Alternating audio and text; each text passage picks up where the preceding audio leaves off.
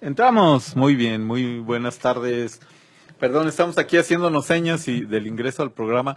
Buenas tardes, Arturo. ¿Qué tal? Muy buenas tardes, Darío. Buenas tardes al público y buenas tardes a nuestro invitado, Fernando. Fernando Villalobos Lobos Zavala. Zavala. Él es filósofo, es maestro en educación y trabaja en el ITESO, en el Centro Universitario Ignaciano. Ya es un colaborador que ha estado varias veces con nosotros. Muchísimas gracias, Fernando. Ahora, Porque, pues a pesar de estas gripes que te andan persiguiendo, No, pues es parte del tiempo, dicen allá en el pueblo, ¿no? Es el tiempo. Pero muchas estamos... gracias por la invitación. Gracias, Fernando. Oye, pues estábamos hablando este mes sobre cultura popular, religión. Sí, Tú nos propones el tema hoy. es religión, resistencia y liberación.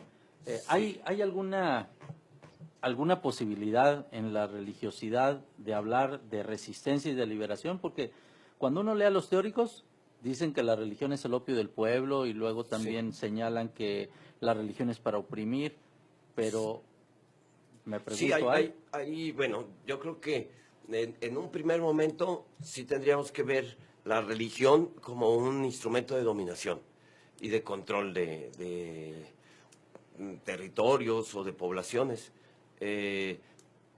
La religión funcionando como lubricante de los sistemas dominadores, que de alguna manera van ayudando o poniéndose de modo para los intereses de ambos. Podríamos hablar de un concubinato un concubinato. entre el poder político, económico y religioso, las cúpulas que se ponen de acuerdo para la dominación. Eso es muy claro, incluso desde la conquista, ¿no? Desde la conquista en América, como está muy claro que la religión viene nada más como a bendecir el acto de represión y de dominación. Oye, en un concubinato hay tres. En un concubinato hay tres. Está el esposo, la concubina o la esposa o el Ajá. concubino. Perdón, y entonces ahí, ¿quién es la esposa? Pues allí yo creo que ¿El mensaje? ¿El el- mensaje el- original o quién? finalmente quien lleva más agua a su molino. Ajá. Yo creo que eh, para los gobiernos locales, pues es importante quedar bien o lograr su objetivo. Vamos a suponer en México, según las regiones, pues el gobierno local o los grupos de poder, la mafia del poder, diría nuestro presidente electo, ese tipo de grupos, pues son alimentados pues más bien ellos buscan sus propios intereses, y si la iglesia o el poder religioso les hace como contraparte, entonces funciona muy bien, amarra su control. Sin embargo, la iglesia pues es un poder o una dominación más universal, aunque también Por la extensión que por la extensión tiene. que tiene, aunque pues también es por zonas, ¿no? En México, por ejemplo, dependiendo la zona que veamos o las diócesis que veamos, vamos a encontrarnos con un juego que funciona para el control y la dominación. En los pueblos, los finqueros en Chiapas, por ejemplo, los finqueros en Chiapas eran muy amigos del obispo del clero en general, y el clero visita las fincas solamente para bautizar impartir los sacramentos, pero finalmente era no un signo de liberación, no un signo de vida, sino más bien como podríamos hasta casi decir como una reseña de la propiedad del finquero, ¿no? Uh-huh. Y en este aspecto, ¿cómo se hablaría también de resistencia? O sea, ¿en qué momento? Uh-huh. Digo, porque la canción que hoy vamos a escuchar, que ya escuchamos, Sí. y las que vendrán, es en torno a una temporalidad que sobre todo es surgimiento de la teología de la liberación. Sí, sí. Hay un cambio de rumbo, un golpe de timón, digamos, bueno, siempre ha habido, ¿no? Siempre, yo creo que siempre ha habido dentro de la propia iglesia o de la expresión religiosa popular gente que no se las cree de todas y que siempre, con mayor o menor grado, presenta su posicionamiento en una, como dijera, como una contraofensiva a esa represión que ofrecen los sistemas. En los años 60 es más concreto o más contundente, desde el Vaticano II, desde las conferencias episcopales latinoamericanas, donde va apareciendo un discurso ya también desde la jerarquía. Aunque mira, desde antes, pues bueno, Fray Bartolomé Las Casas, Vasco de Quiroga, toda esta gente que vino y marcó toda una región. Por ejemplo, si vemos Fray Bartolomé Las Casas, aunque no logró como una contundencia de liberación en Chiapas ya fue hasta los años 60, 70, sí, Vasco de Quiroga en Michoacán logra como una cierta emancipación de los pueblos, ya sea por la expresión religiosa o por la expresión cultural que protege, ¿no? Y él propuso lo de Hospitales Pueblo, que era una versión de Utopía de su amigo, bueno, Tomás Moro. Exactamente. Adaptado al territorio novohispano, ¿no? Sí, entonces son ideologías que ya van siendo como vetitas que están ahí. Pero contundentemente ya en los años 60, por ejemplo, puntos de liberación o de propuestas diferentes, Rockefeller fue uno de los que dijo en el año 62 que este discurso de los obispos no es conveniente para nuestros fines. Es decir, ya el sistema neoliberal empieza, o capitalista en aquel momento, por supuesto que se da cuenta el poder que puede tener un cambio de discurso desde la cúpula eclesiástica, porque puede dar un giro totalmente contrario a sus propios fines. Y bueno, desarrollan muchísimas cosas, la teología de la liberación, que aunque se le atribuye pues a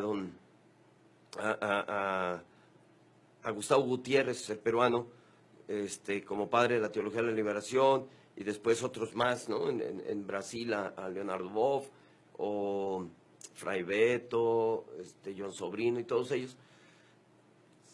Siempre es, yo creo que un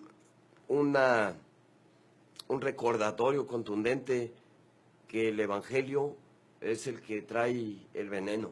Es decir, las teologías, eso es muy claro, las teologías, hay muchas teologías que acomodan el discurso evangélico a los intereses de los grupos de poder y le quitan la sustancia al Evangelio. Que es totalmente un discurso o un asunto de liberación. Tú te formaste, según entiendo, en espacios donde la teología de la liberación estaba presente, Sí. los autores y todos estos, y también tuviste experiencia de trabajo en comunidades eclesiales de base, Sí. que era una forma de expresar esta búsqueda de la liberación. Yo supongo, y voy a apelar Sí. como a tu experiencia a recordar, ¿hubo algunos gestos que tú consideraras proféticos allí o gestos de resistencia que tú dijeras que tú hayas percibido entre la gente? Porque los teólogos, esos de la liberación, se quedan acá arriba. Digo, sí bajan con sus planteamientos, pero entre la gente, lo que tú veías en tus procesos de acompañamiento a las comunidades. Sí, yo veo con mucha claridad cómo hay muchos personajes populares o vecinos de las colonias o de los barrios donde trabajamos, cómo van creciendo en educación religiosa, en educación teológica, y a partir de allí es que ellos van haciendo su propia reflexión o producción teológica, y apegados a la realidad van poniendo una propuesta de transformación a su medio inmediato, a su contexto inmediato. en diversas formas, desde el propio mejoramiento económico de la familia o del hogar, por nuevas formas de administración, por nuevas formas de trabajo, hasta nuevas formas de expresión en la misa, ¿no? Podríamos ver transformaciones como de que la gente poco a poco iba dejando al Dios mágico y se iba pegando más a un Dios de carne y hueso que camina contigo banqueta a banqueta, ¿no? Paso a paso.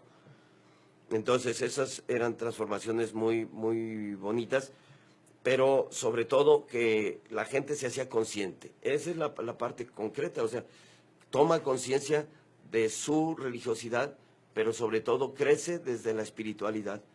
Una religiosidad sin espiritualidad me parece efímera, me parece vacía, hueca, sin sentido.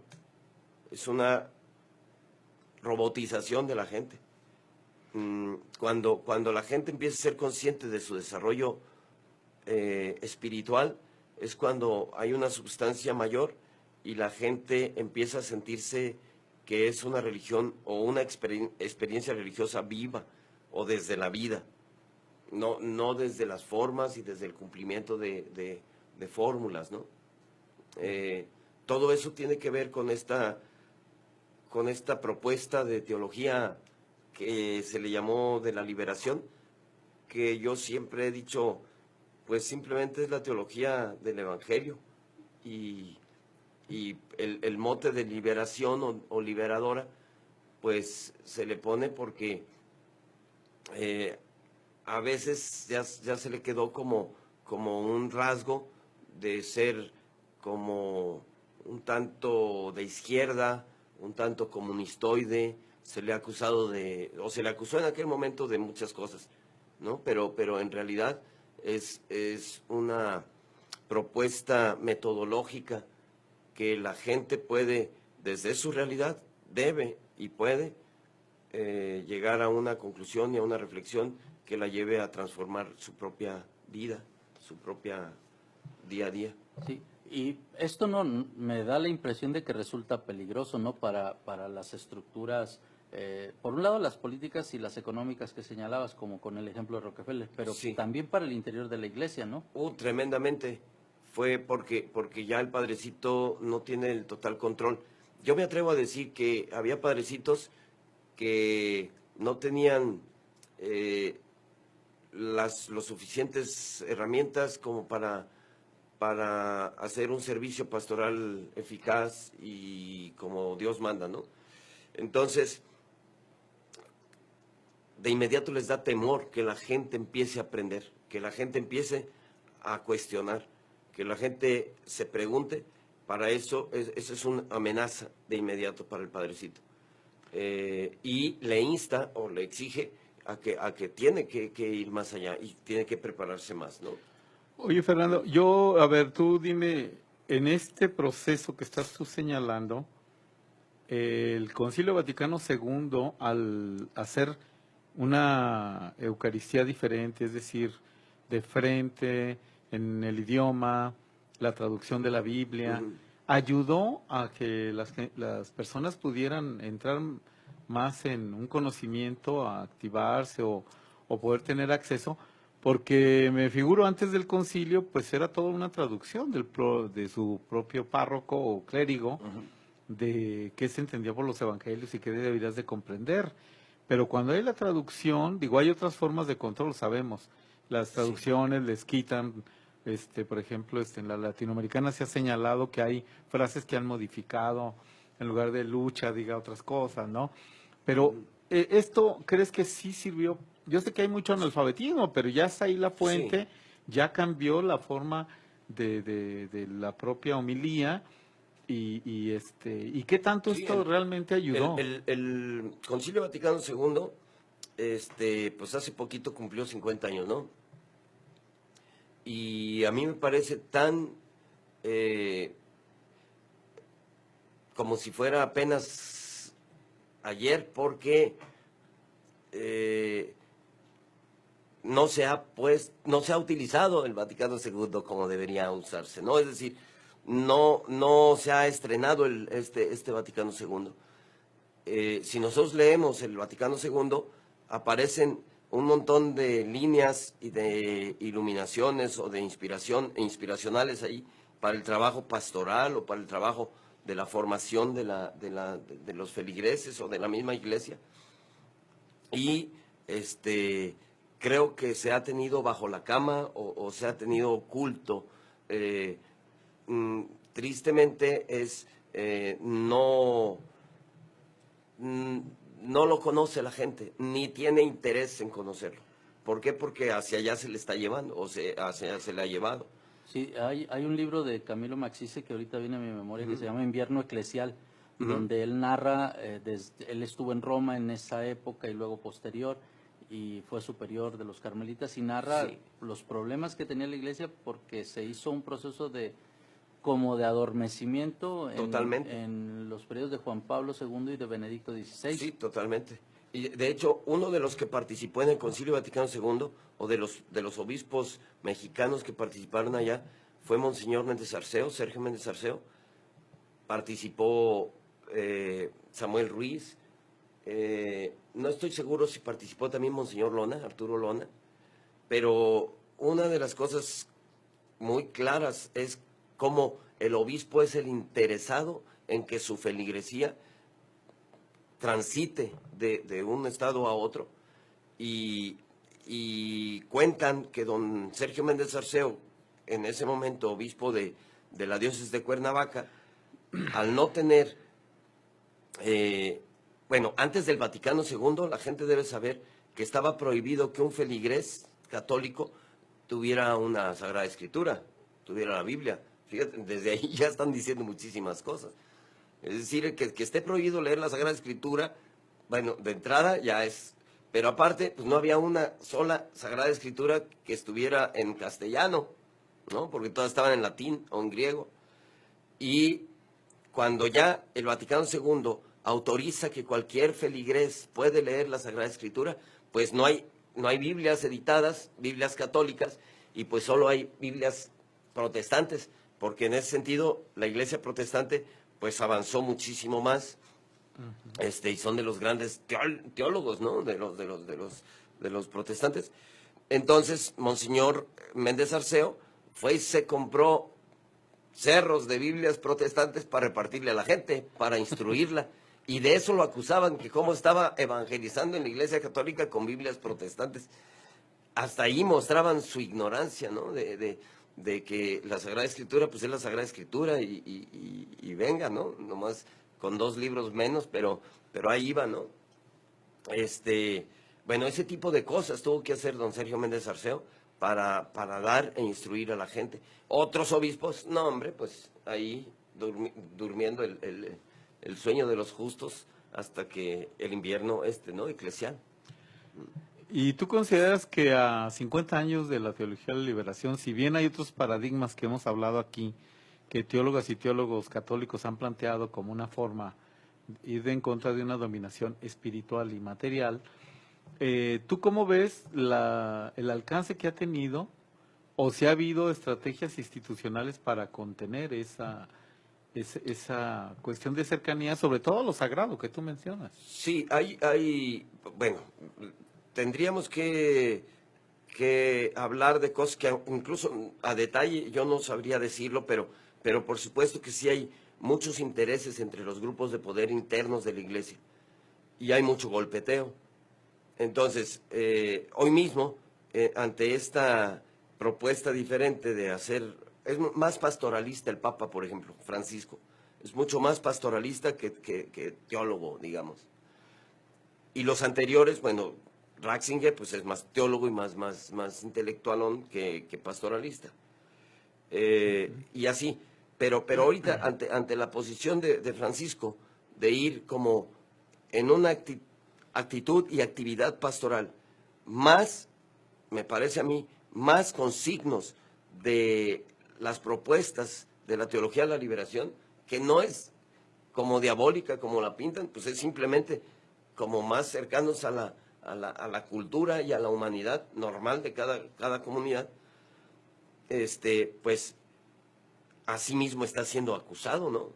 Francisco, por los grupos ultraderechas internos de la iglesia que piensan que todo lo solemne y todo lo rico de la iglesia o todo lo que ellos creen que tiene que salvaguardarse se está poniendo en riesgo o ya se echó a la calle. Cuidando más la forma que el fondo. Por supuesto, se cuida mucho más la forma que el fondo en la teología tradicional. Por supuesto, la persona no importa tanto, importa mucho el cómo se hace. Y bueno, ese es un problema que incluso vemos en nuestra ciudad, en el país, en las diferentes diócesis. A veces mi cercanía con estos grupos también me permite como observar que por un lado está el discurso religioso, pero Sí. la práctica va por otro, y hay incluso la creación de estructuras que quieren mantener como dormida a la gente. No es que Sí. sean, según yo, negativas, porque ayudan a lo mejor al fervor individual, como Sí. los grupos de renovación, Sí, o ayudan a lo mejor a la creación o a la formación de personas dentro de su propio ámbito. Por ejemplo, sí les vamos a dar educación para que sean mejores trabajadores, Exacto, pero no necesariamente para ir ascendiendo. Grupos conservadores que educan en la Sí. línea tipo Opus Dei o cosas por el estilo. Exactamente. Entonces, me parece que hay esta situación. ¿Tú cómo lo ahora ves? habrá que ver también en esta situación de lo que comentas, cómo pareciera que la pelota solo está del lado de la jerarquía eclesiástica y que son los que dominan o no dominan, o ponen o no ponen. Y no es tanto así.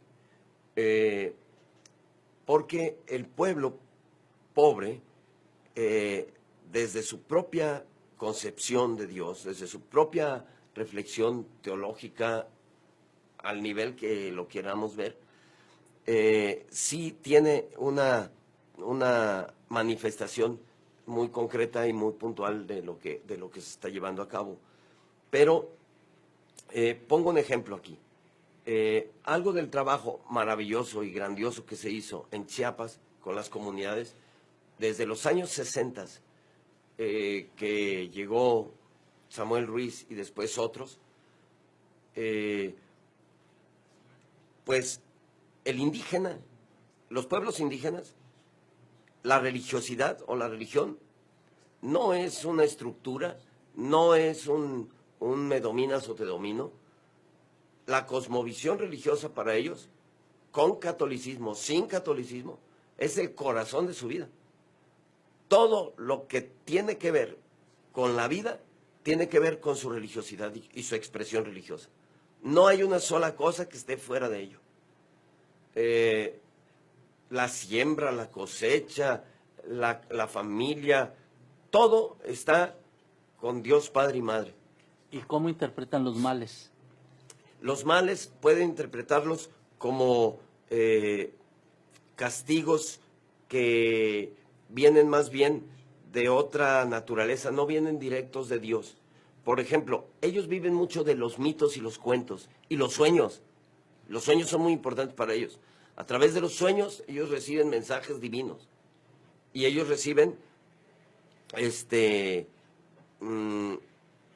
como proféticamente situaciones que van a suceder o que deben prevenir.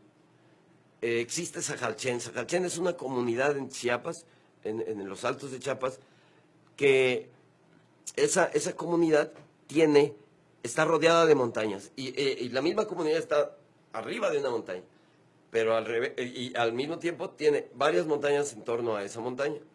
Y entonces ellos cuentan que cada montaña es un caballero. Por lo pronto hay 4 caballeros que los protegen a ellos. La masacre de Acteal no iba a ser en Acteal, iba a ser aquí en Sajalchen, dicen ellos. Pero los caballeros nos protegieron y se llevaron a los malos, se los llevaron hacia Acteal. Es decir, el indígena no puede concebir su vida sin este tipo de elementos místicos, mágicos, mitológicos. pero les dan vida, los llevan a la vida y eso les da esperanza y les da sentido, pues.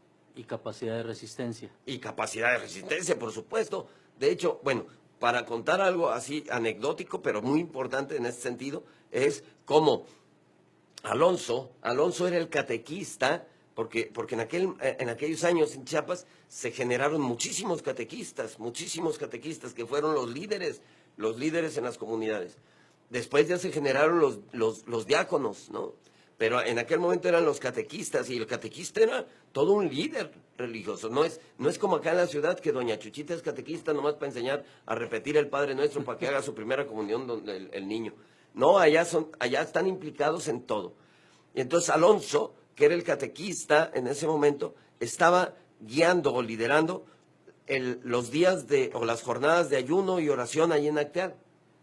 Las jornadas de ayuno y oración para pedir la paz, para que viniera la paz, porque estamos hablando de 1997, está el levantamiento zapatista todavía muy fresco, y están los grupos paramilitares agrediendo a las comunidades, están el ejército, etcétera. Hay muchas muestras de violencia. Y entonces, Alonso va y le dice a Toño Gutiérrez, que en ese momento era el presidente de las abejas, de la Sociedad Civil Las Abejas. Alonso va y le dice a Toño, yo creo que ahora sí nos van a matar. Y Toño dijo, Alonso, si esa es la voluntad de nuestro Señor, así tenemos que responder, con la vida. Es decir, en lugar de responder, pues agarra las chivas y vámonos a correr a otro lado. No, era como, si esa es la voluntad de Dios, nosotros no vamos a morir nunca, lo sabemos, porque ellos consideran que a través de la tierra, así como nace la semilla, como muere y germina, así también nosotros. Entonces ellos tienen otra cosmovisión. La muerte no es pues como un final, pero conlleva todo, te conlleva todo. Una expresión religiosa indígena te conlleva todo. Yo recuerdo haber escuchado esa conversación que tú señalas. Ajá. Y Toño Gutiérrez decía también que Alonso decía, pero tengo miedo. Sí. Y él, en una especie de gesto profético, le recuerda su misión de catequista. Sí. Sí, así como, o sea, tú que eres catequista. Tú que eres catequista, tú estás como embestido por Dios para poder con todo este asunto, ¿no? Uh-huh. Entonces, bueno, ese es un ejemplo claro de esta religiosidad que tiene sentido, que hay, y que genera una resistencia pacífica, o al menos de no violencia, ¿no?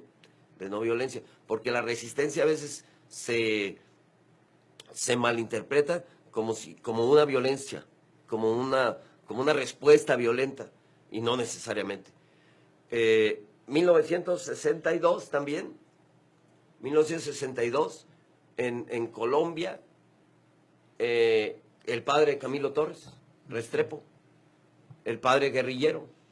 Que se va a la guerrilla, pero no toma las armas. Que se va a la guerrilla, pero no toma las armas. Es decir, hay una reflexión desde la palabra de Dios sobre toda la realidad del pueblo y la comunidad va llegando a la resolución de tomar las armas y de liberarse de la represión que está siendo objeto.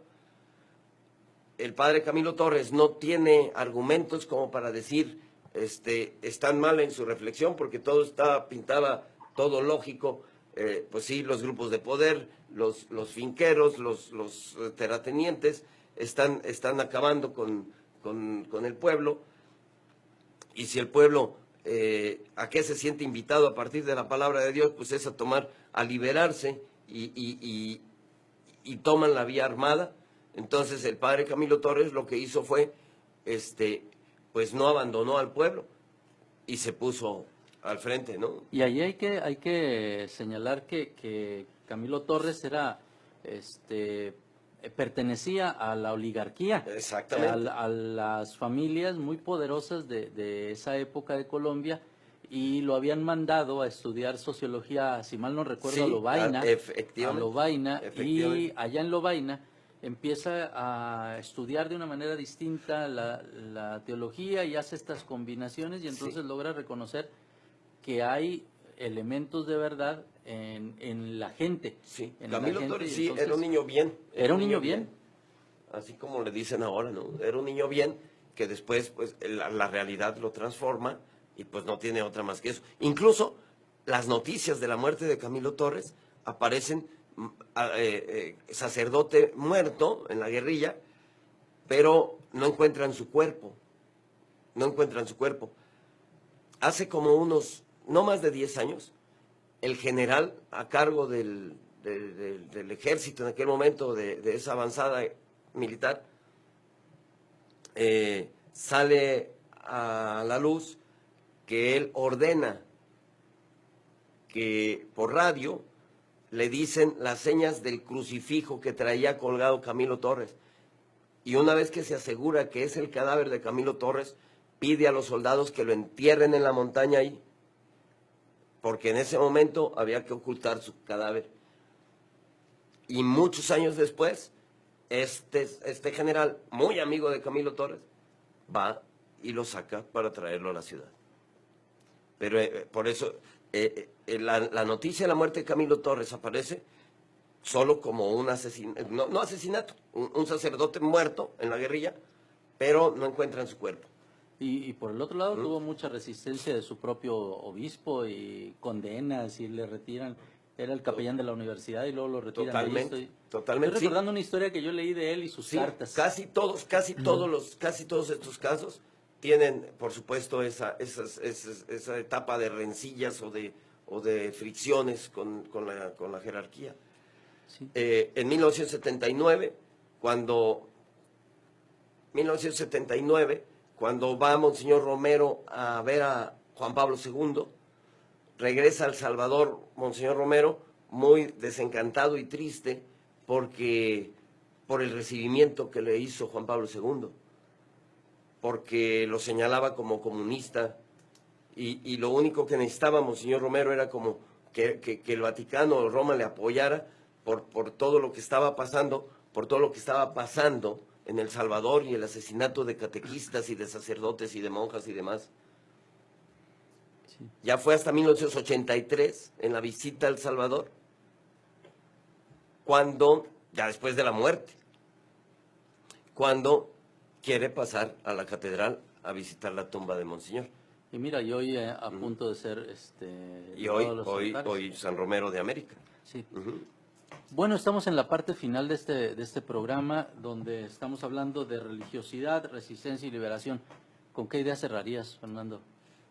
Pues a mí me parece como que hoy en día este asunto de religiosidad popular se toma como muy a la ligera, como si fuera algo peyorativo, como si fuera algo para personas que no son muy ilustradas en el asunto de la religión.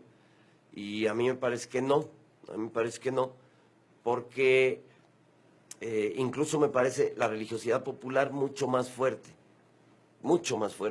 en el pueblo latinoamericano, México, que las grandes ponencias teológicas de cualquier intelectual.